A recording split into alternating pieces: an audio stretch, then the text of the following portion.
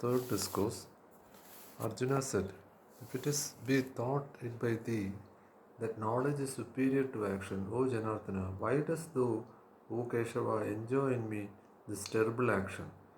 With his perplexing words, thou only confused my understanding.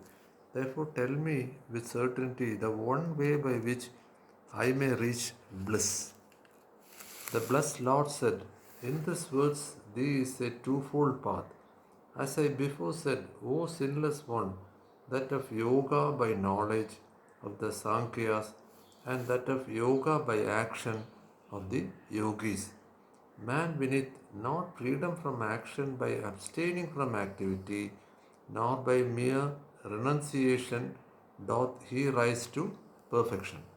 Nor can anyone, even for an instant, remain really actionless, for helplessly is everyone driven to action by the qualities born of nature, who sitting controlling the organs of action, but dwelling in his mind on the object of the senses, that bewildered man is called a hypocrite.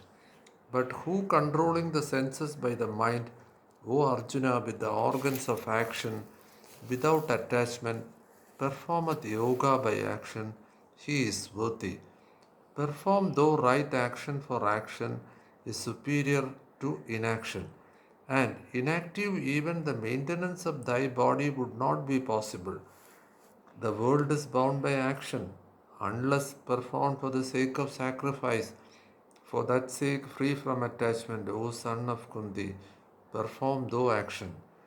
Having in ancient times emanated mankind together with sacrifice, the Lord of emanation said, by this shall ye propagate be this to you, the giver of desires.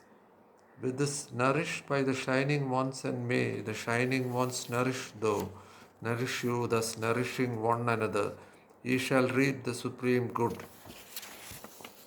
For nourished by sacrifice, the shining one shall bestow on you the enjoyments you desire. A thief, verily, is he who enjoyeth what is given by them without returning them aught. The righteous who eat the remains of the sacrifice are freed from all sins, but the impious who dress food for their own sakes, they verily eat sin. From food creatures become, from rain is the production of flood.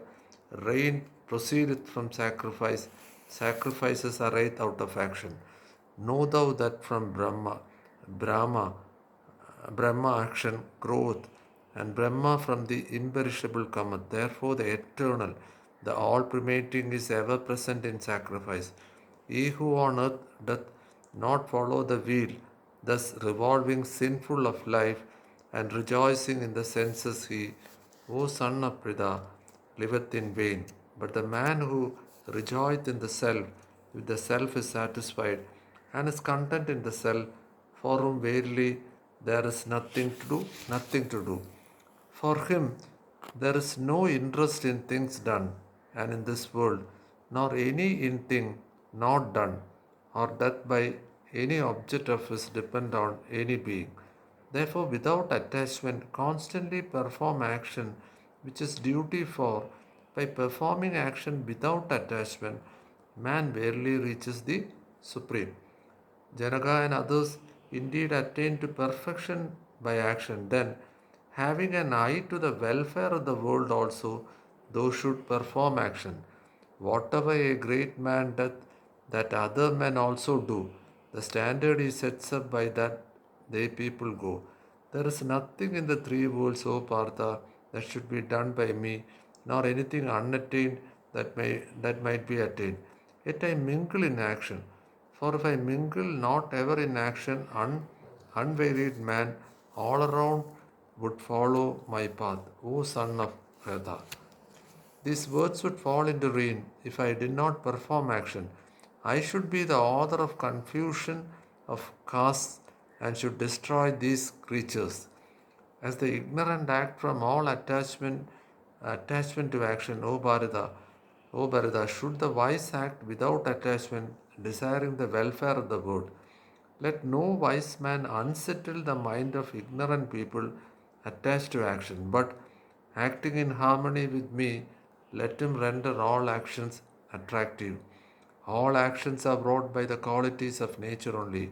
The self, deluded by egoism, thinketh, I am the doer. But he who mighty armed, who knoweth this essence of the divisions of the qualities and functions, holding that the qualities move amid the qualities is not attached. Those deluded by the qualities of nature are attached to the function of the qualities. The man of perfect knowledge should not unsettle the foolish whose knowledge is imperfect.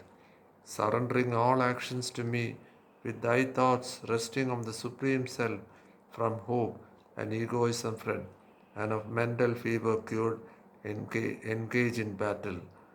Who abide ever in this teaching of mine, full of faith and free from cavilings, they too are released from actions.